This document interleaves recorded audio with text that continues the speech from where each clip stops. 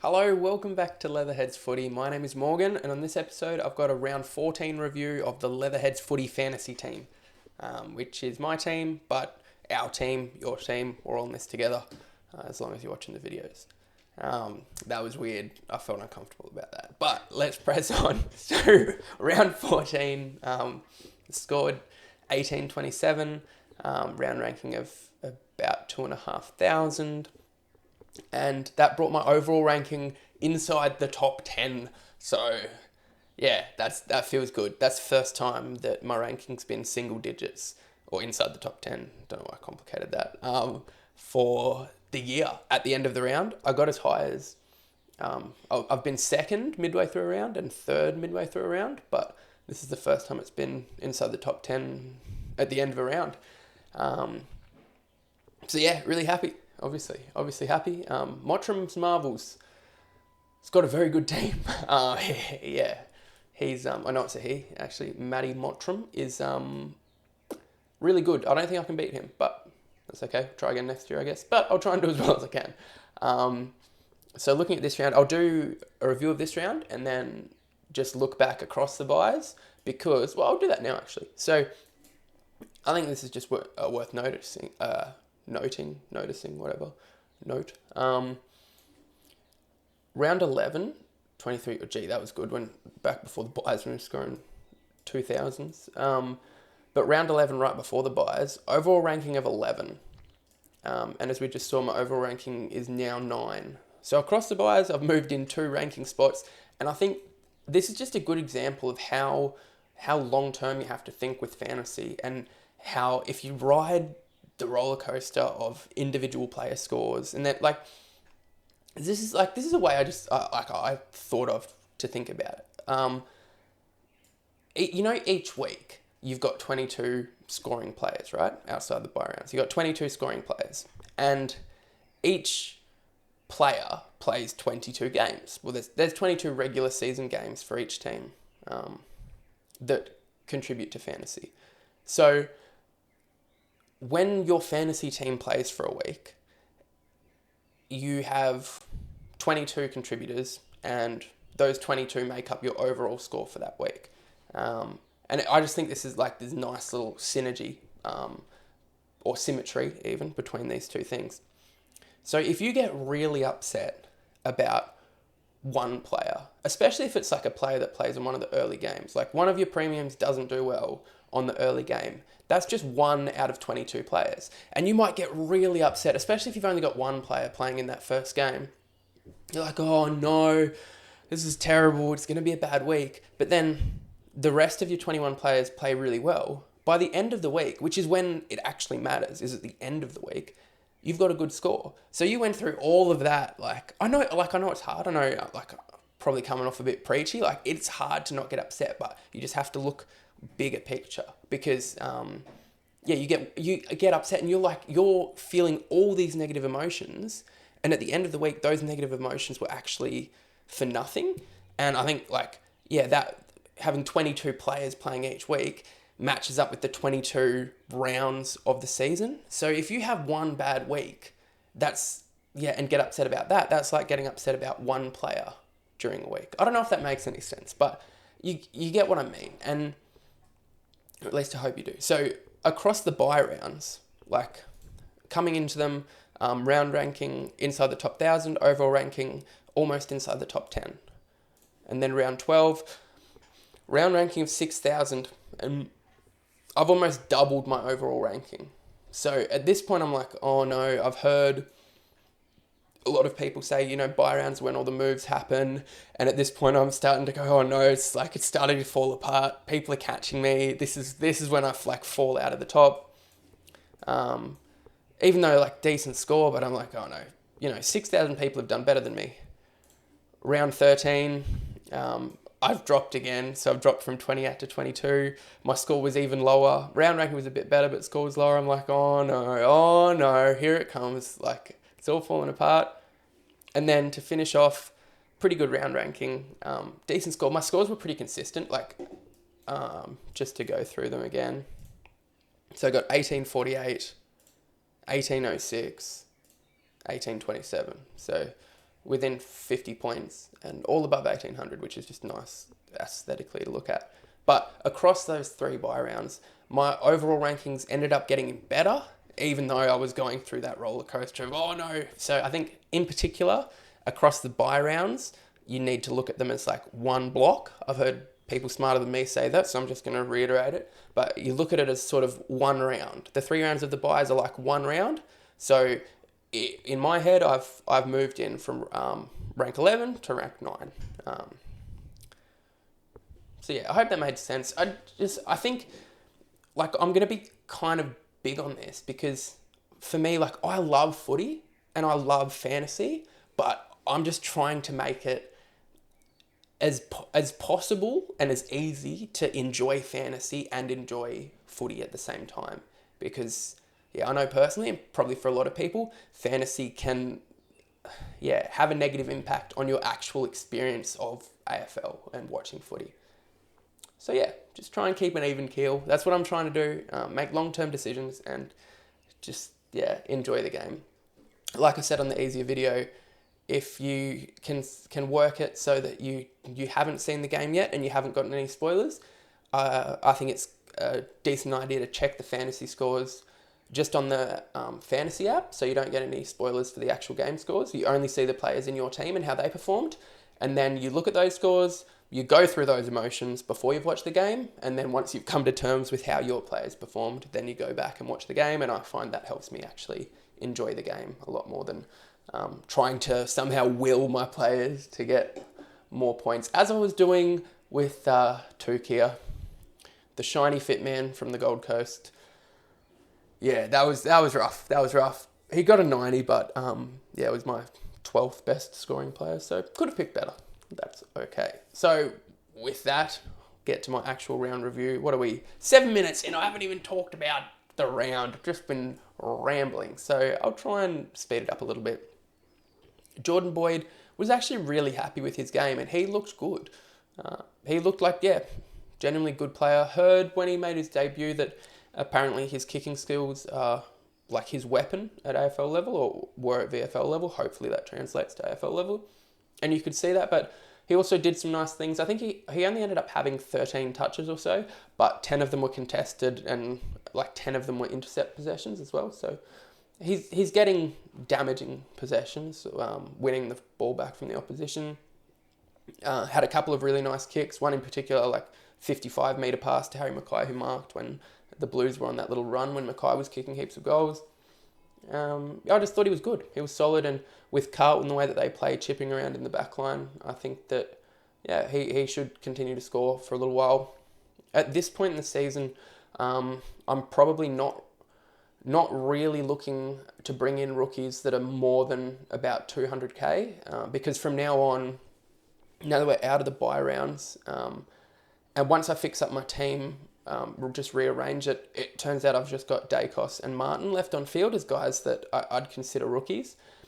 And I'll just be trading out. So all of these guys like Boyd, Ambrosio, Stevens, they'll just be on my bench, and I'll just be using them basically to cash out at this point. So I'll probably just be picking the most expensive one that's on my bench, trading them down to someone that's 190k, and then using that cash to upgrade. So this week I think I'll be upgrading Martin, just like Daicos is scoring a little bit more. So probably upgrade Martin, going down from someone like Hayes, who isn't going to be on my field anyway, unless there's some disaster, fingers crossed. But that's the plan from this point onwards. So I won't be trading in guys like Boyd, but if you want to downgrade, I think there's probably better options. But yeah, happy with his game. I'll do the rookies first, since I mentioned him before, but D'Ambrosio, don't know how to say it. I am not Italian, but I hope he's Italian. He's got to be Italian. Look at all those I's and O's in his name. He looked really good. Score didn't necessarily reflect it, but he reminds me a little bit of Errol Goulden, like smaller player, but particularly how he kicks, left footer, obviously similar to Errol, but how he sort of kicks the ball on the angle, and how he's got the confidence to, especially early in his career, which Errol did as well, got the confidence to take those kicks on into the middle of the ground. And hopefully that's good coaching as well from Rutten, saying that's sort of what we've got you in the team for. And he just provides something a little bit different coming out of Essendon's backline. They've got Redmond there, Macrae plays back there a little bit, and Hind as well. Hind's a good kick, probably more of a running player, but Ambrosio sort of got that touch kick to bring it into the middle of the ground, and a little bit different, especially with that angle that he kicks on. I think he'll catch defensive teams off a little bit. He'll be able to kick across his body and maybe pick an option that they didn't quite expect to be an option. So impressed with him. I think he's a really good option. If you're looking for a defensive downgrade, I think he's a great option. Docherty was awesome. Again, he's on a killer run, as you can see, priced over 900k now. I considered putting the vice captaincy on him. I didn't in the end. And then when the game started, it was pouring down with rain, and I was like, oh, awesome. Like, lucky I didn't, because normally I check the weather before each game. I think this is a good thing as well. I mentioned it before, but if it's raining, steer away from you guys that get their points through uncontested marks, because in the wet, teams aren't going to take as much risk, or they're not going to overpossess the ball coming out of their back line. They're going to kick long most of the time, and they're not going to chip around, where someone especially like Docherty, even Dawson, in that wet game against West Coast, he didn't score as well at the start of the game, especially when it was raining a lot, because teams just don't kick sideways out of the back line, and that's where they get a lot of their points. So game started, looked at it, saw it was pouring. I'm like, oh, I've dodged a bullet, because I should have checked the weather beforehand. He still ends up scoring 130. So, yeah, maybe my theory's gone to water, no pun intended. But he's been awesome.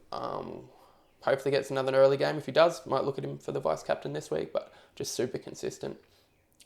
Especially with Zach Williams out of the team, he's been taking a lot more of the kick-ins, at least by eye. I'm not sure if the stats back that up. Might look at that later in the week. Jordan Dawson, another good year. He is such a good kick. Watched him against Gold Coast. He doesn't, because he's big. This is getting a little bit technical, but taller guys have more trouble executing like touch short kicks, especially like a little chip pass, just because of the mechanics of kicking. When you've got that higher ball drop and a bigger leg swinging through the ball, it's easier to kick long. It's harder to control that to get a little touch pass, whereas someone like D'Ambrosio and Errol Goulden, because they're shorter, they've got a lower ball drop, they've got a shorter leg, it's actually easier for them to control.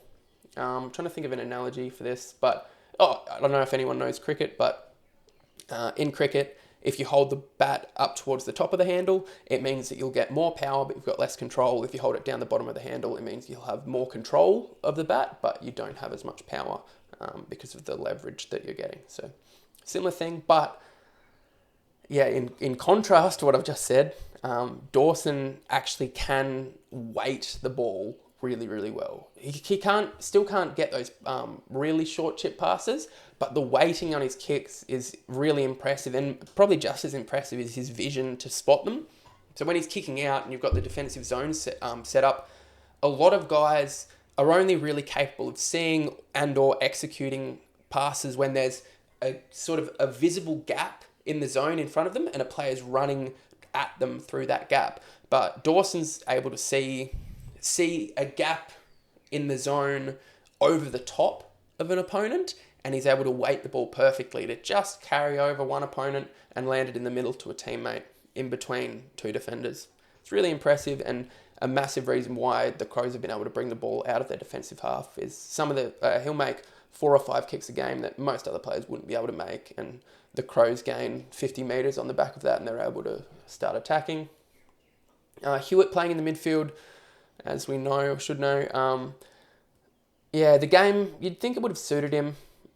He's had a couple of down weeks. He does get a lot of ball, and he plays well to the eye. He wins a lot of tough footy, but with the scoring in fantasy, he's not really rewarded because he gets a lot of handballs. So he gets his scoring from just weight of possessions and tackles for the most part. He probably just needs a real slog of a game, which it looked like the game against Richmond could have been, but Richmond were quite clean coming out of their stoppage, and Carlton probably weren't able to stop them as much, and as a result get those tackles and repeat stoppages. And Sicily, didn't play obviously, but with Rory Thompson not playing, it meant that I had one non-playing player in my backline. Pardon me for that burp. I hope that didn't come through the microphone, because that would have been a little bit gross. That's everyone down back, yeah. Mills, another solid game. Just a really consistent scorer. Really consistent with the amount of marks and tackles that he gets. He doesn't have to have high possessions, and he's got a really low floor at the moment. And one of the best fantasy players in the game, and will be for some time, I'd say. Martin, get primarily an outside player, but is really, really good at finding space. And because he finds space, is able to get a lot of his possessions through uncontested marks, which obviously you get a lot more points for than if you're getting an uncontested handball or a ground ball get. Macrae, I think a lot of people in fantasy this year can relate to this. Cannot pick a vice captain from these two. Whichever one I go, and whichever one most people go, I think, turns out to not be the highest scorer. 107 is not bad by any means, but if you get a 148 with your vice captain, you're going to have a pretty good week. And just picked wrong there. Also considered English, but I would have taken that if I got English's score. Definitely would have taken the 148, but because I got a 107 from Dunks, in hindsight, probably should have taken that because it's the bye rounds, and next year probably will lower my vice captain, what would that be called? Threshold that I would take scores over. So I think in hindsight probably should have taken that 107 just to be safe, and because I was already going all right this round, so just play it safe. And even though a 90 from your captain is not a disaster, when he's your 12th best scoring player, it's not ideal. But yeah, Macrae was awesome. With Bailey Smith out of the team, maybe he'll get more ball, but Macrae also is just a player that tends to have two halves of a season. He won't score the same the whole way through. But yeah, looking at his past 3 years or so, he's either had a really good start to the year or a really good finish to the year, and hopefully he's about to go on one of those runs. And obviously a great option for captain. He's just a awesome fantasy scorer, and when he's retired, he'll probably go down as one of the highest disposal winners of all time, which is impressive. Obviously, Dogs' game style suits that with how much they use the handball out of stoppage, but still impressive to get in those positions. Cripps, another century. I don't know why I called it a century. Probably all the cricket chat earlier. Another 100, and that actually means that with Macrae in the team, he hasn't scored under 100, and I think he scored 106 last week as well. Yeah. So Macrae went down for these 3 games and then the bye. And obviously prior to Macrae going down, disregard the 36. But Macrae was in the team for all of these. Macrae went out and he averaged like 75. And then Macrae's back in and he's gone 100 and 100. So keep that in mind. If you're considering Cripps and also Merritt around a similar price, good options, I think, underpriced. Cripps not having to do those little stints in the ruck that he had to do with Macrae out of the team. Wines, haven't watched that game, so I will watch it. Not sure, but just good to see him scoring, especially if I bring him in as my final midfield premium. Stevens, also haven't watched that game, but that's a good performance. Generally, he gets his scores on the back of tackles. So having a look, 5 tackles. So he's had 17 touches, 5 tackles, 4 marks, which is good. Good rookie score. Low time on ground, actually. Very low time on ground. Hopefully improve next year. He's been in the system like 3 years, though, so you'd think his fitness would be better than that. But a few of the Geelong guys play low time on ground. Like Guthrie only plays about 70%. That's everyone in my midfield. Tim English brought in this week.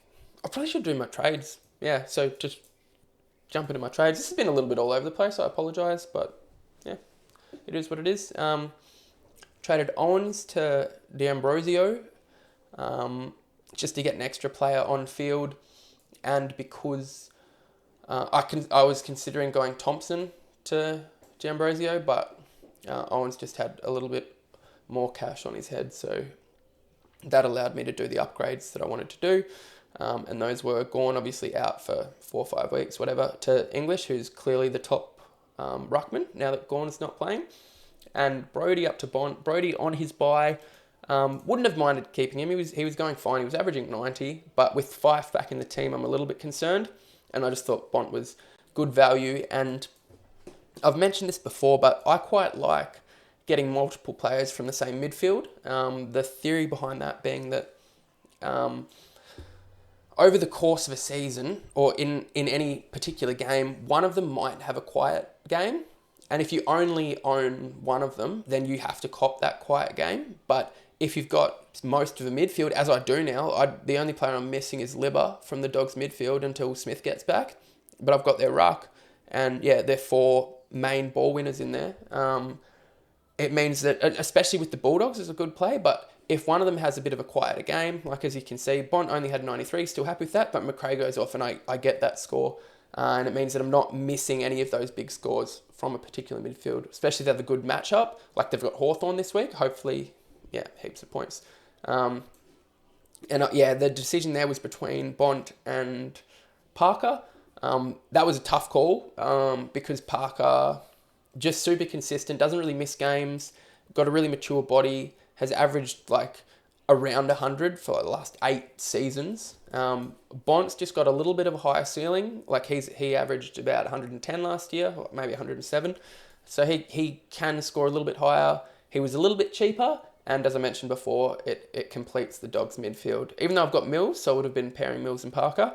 I just like the look. I checked the run. Bont's got a better run, but also I just prefer watching Bont as a player. And if you can't decide and the stats can't split them, I just reckon pick the guy that you'd prefer to watch and prefer to see his picture and name in your team. So those were my trades. 1 downgrade and then 2 sort of mini upgrades, mainly because of buys. Not if it wasn't buy rounds, I would have done slightly differently. Would have kept Brody and probably upgraded Nick Martin. Where was I? Ruckline, English. Yeah, doesn't win heaps of hitouts. Just have a look, actually. Yeah, so he's like a 25 hitouts per game kind of guy, but gets a lot of marks around the ground. This was peculiar.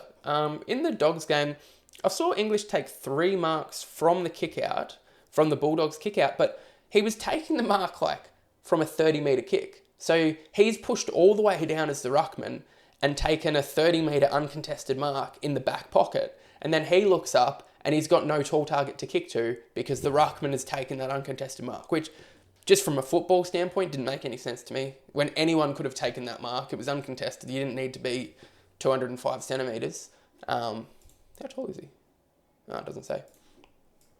Might even be taller than that. Anyway, 205 centimetre guy, you don't need him there. Just kick to a shorter Bulldog and then they can kick long to English, who's a chance to take a contested mark.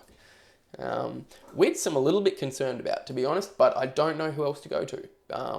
Looking at Sean Darcy, hopefully he can get a bit of a run going.